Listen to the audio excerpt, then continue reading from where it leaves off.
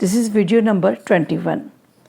In the last experiment, we had studied that the water is get lost in the form of water vapor through the aerial part of the plant, and this process is known as the transpiration. Transpiration is loss of water in the form of water vapor from the aerial part of a plant is called transpiration.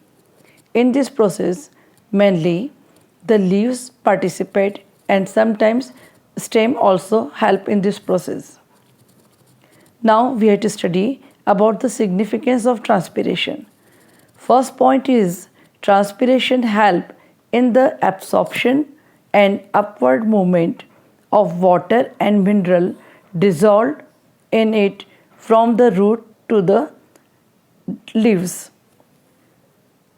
Second is the temperature regulation. We know that whenever there is evaporation, the effect is cooling, and in this process of transpiration, the water is lost in the form of water vapor. Therefore, it is helpful in the temperature regulation of the body of the plant. And in the night time, the water is get transferred under the influence of root pressure. Root pressure is a pressure which is induced at the time of water absorption. Third point is upward movement of water molecule which occur under the influence of transpiration pull during the daytime.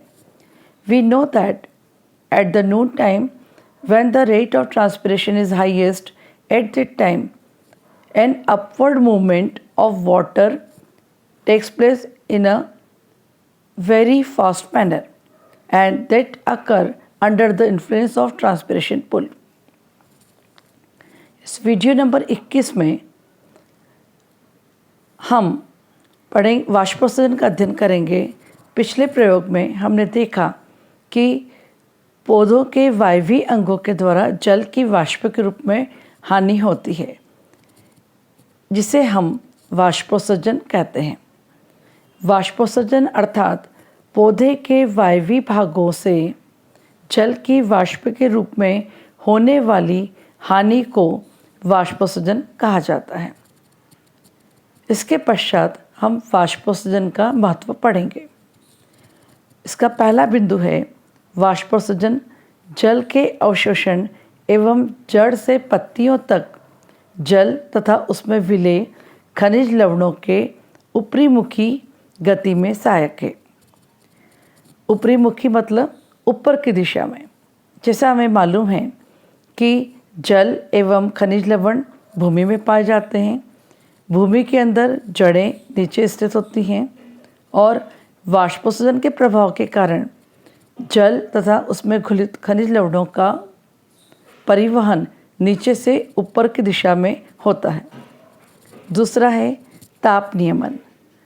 जैसा कि हम पहले पूर्व की कक्षा में पढ़ चुके हैं कि जब कभी भी वाष्पीकरण की क्रिया होती है तो उसका प्रभाव शीतलन होता है, और जैसा कि हमें मालूम है कि वाष्पोत्सर्जन में जल की वाष्प के रूप में हानि होती है, इसलिए इस क्रिया के द्वारा पौधे के शरीर का तापक्रम का नियमन किया जाता है।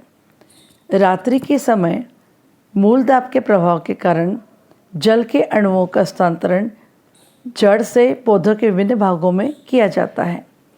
मूल दाब का अर्थ होता है कि जब जल का अवशोषण किया जाता है तो जड़ों के अंदर एक दाब उत्पन्न होता है, जिसे हम मूल दाब कहते हैं। तीसरा बिंदु है वाष्पोत्सर्जन कर्षण या वाष्पोत्सर्जी खिंचाव बल। दोपहर के समय जब वाष्पोत्सर्जन की दर अधिकतम होती है, उस समय एक प्रकार का खिंचाव बल उत्पन्न हो जाता है, जो कि जाइलम उत्तक के द्वारा जल के लिए मुख्य प्रेरक बल का कार्य करता है।